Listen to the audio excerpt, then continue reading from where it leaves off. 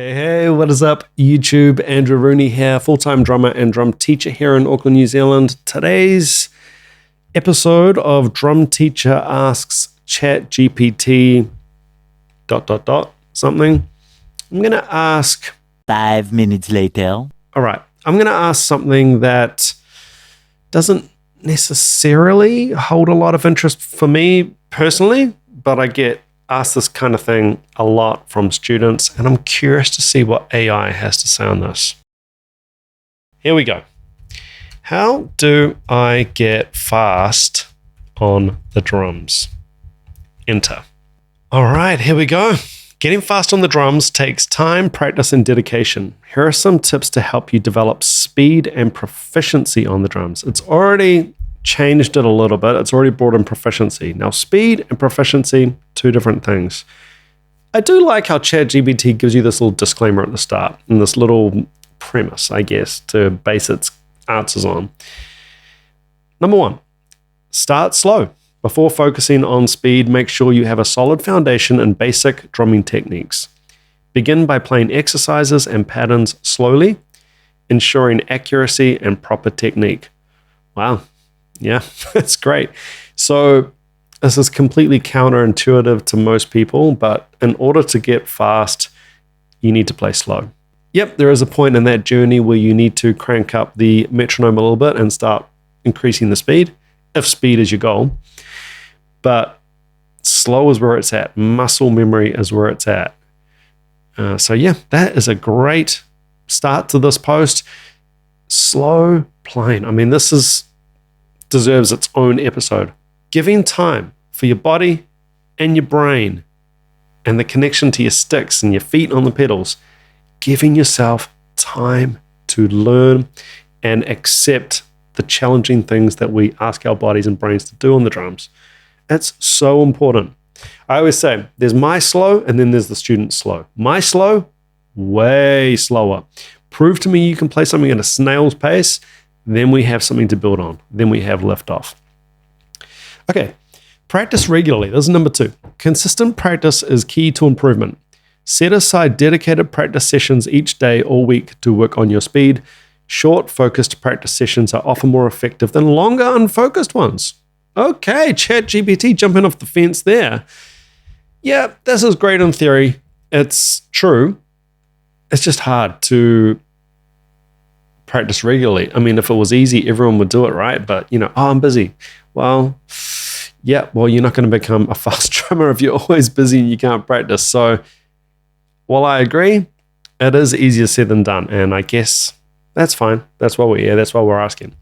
Number 3, use a metronome. A metronome helps you maintain a steady tempo and track your progress. Start at a comfortable tempo and gradually increase it as you become more comfortable with the pattern. Perfect. Perfect description of how to use a metronome for speed. As you become more comfortable with the pattern, think about those words. I think often we use metronomes like target practice, like, oh, look at what I can do. You kind of have to go a couple of layers deeper than that and think, why am I doing this?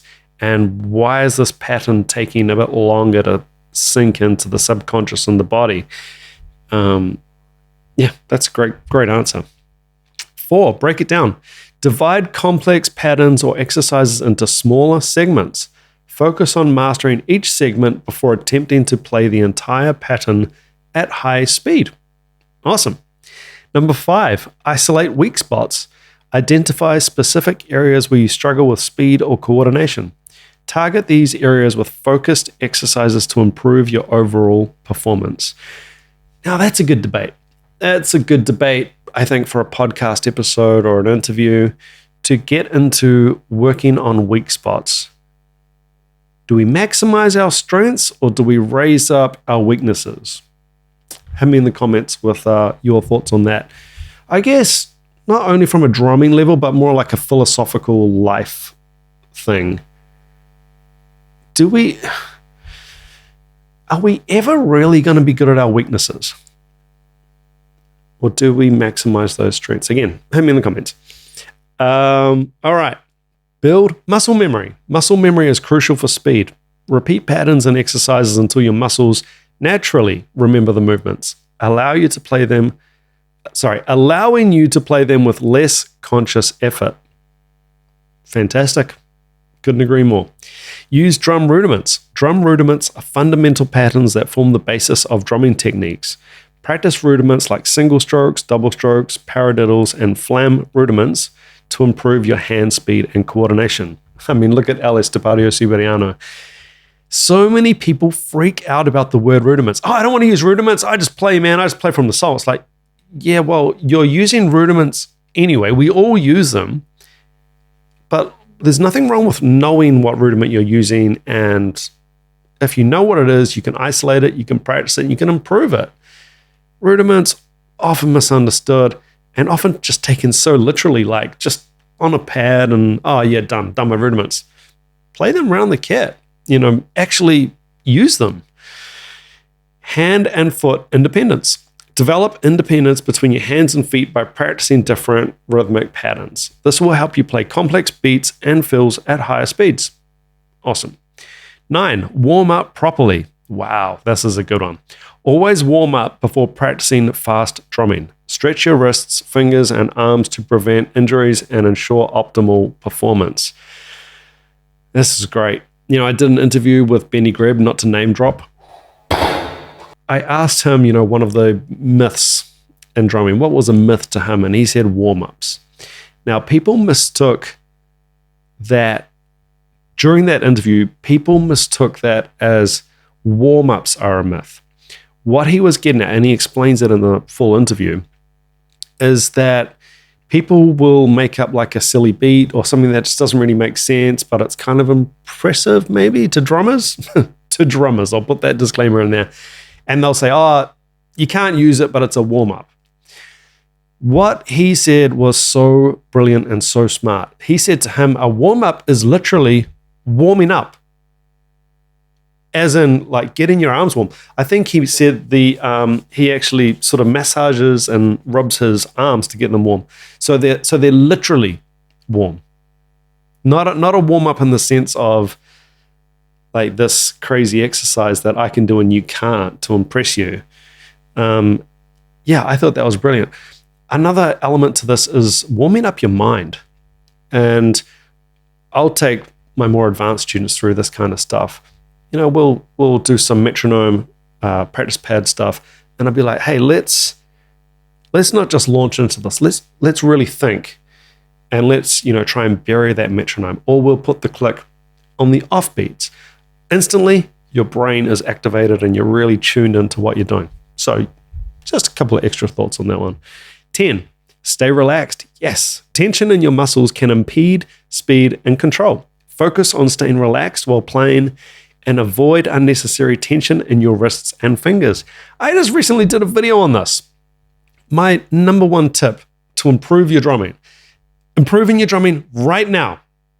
It sounds like an infomercial.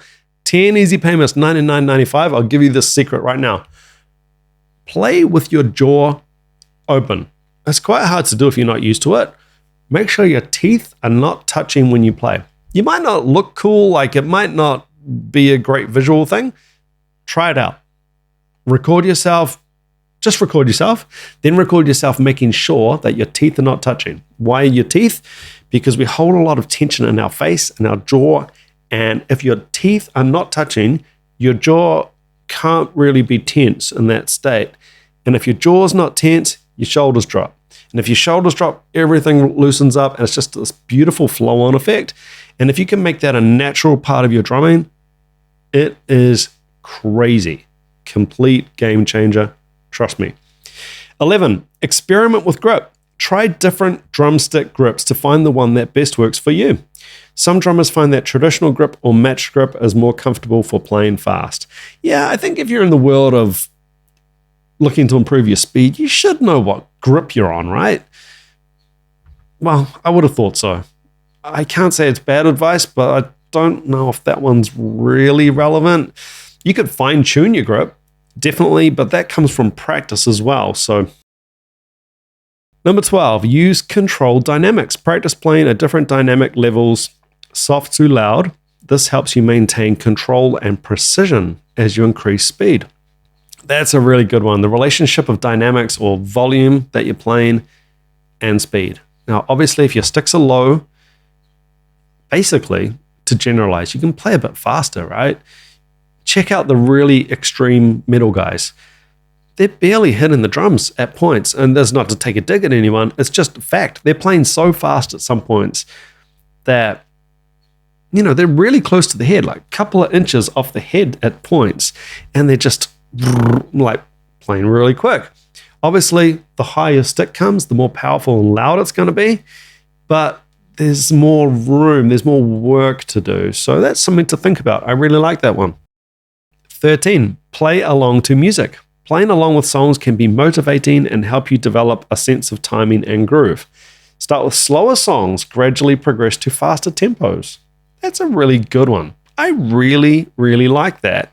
Although it doesn't directly necessarily answer the question about getting fast, I think it's a good one to accidentally trick yourself into playing more. And if you play more, you get more mileage. If you got more mileage, you got more access to facility. I remember learning My Hero, Foo Fighters. You'll find me doing a cover of that on the channel. Yeah, I think I've uploaded a cover of that one on the channel. Now, when my covers group, back in the day, when we first chose that as a song to do, I point blank could not play that bass drum pattern for a whole song.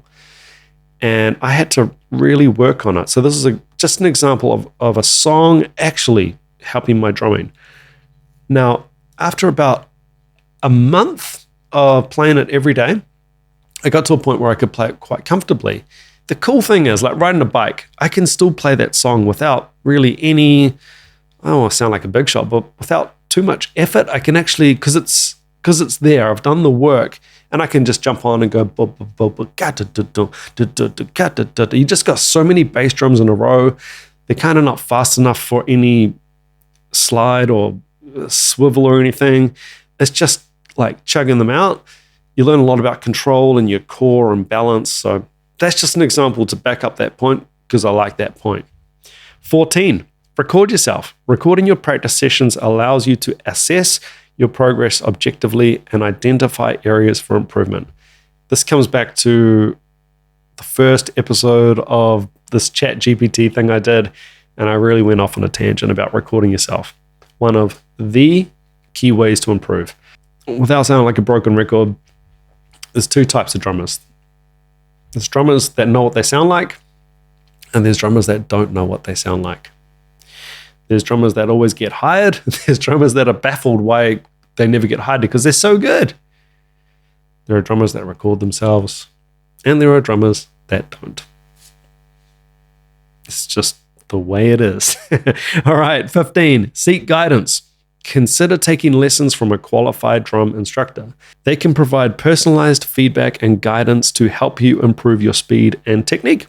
Remember, progress takes time, and it's important to be patient with yourself. Set achievable goals, track your progress, and celebrate your accomplishments along the way. Cool, very good. ChatGPT kind of crushed it again in saying that there's nothing there. It's general. It's general stuff, right? It's general tips that that might get you on the straight and narrow and, okay, this is what I need to do. You could potentially take that list to a drum teacher. I would not be offended. If someone came to me and said, hey, I really want to improve my speed, although I'm not really the speed guy, but if they presented this list and said, hey, look, this is what ChatGPT said, like, what do you think? Is this stuff going to be helpful for my journey and improving on my speed? I'll be like, cool. Yeah, these are all good points. They're all valid. Let's use this as a framework to improve your speed. And you can come back to it and know that you're on the right track. Speed, like anything on the drums, any level of proficiency in any area, whether it be independence or whatever, takes time. It really takes time. There is a point, I think, of faith. You need to have some faith in the process because there's going to be points where you get slower. Some days you just don't feel good and you're going to play worse. That's all part of the learning. The the graph goes like this. You get, from starting this journey to ending it, you're always going up. But within that, there's good days and bad days, but it's always trending up. I mean, I played a lot by this point, a lot. I still have horrible days, but those dips are nowhere near like where my good days were when I started. It's all part of the journey. It's all normal. You got to hang in there. You got to think in terms of years, not days, not hours, years. You got to find that consistency somehow too. That's really tricky, and that's something that I'll probably get into in the future. Got to find a good guest for the podcast to get into consistency, because that is tough, and that is that's where the real growth happens. Guys, as always, thank you so much for watching this video. Please do hit me in the comments with your feedback, what you think of these little breakdowns, reviews of ChatGPT, and any points you agree with, disagree with. It's all good. It's all up for debate. Till next time, keep chopping wood. Ciao.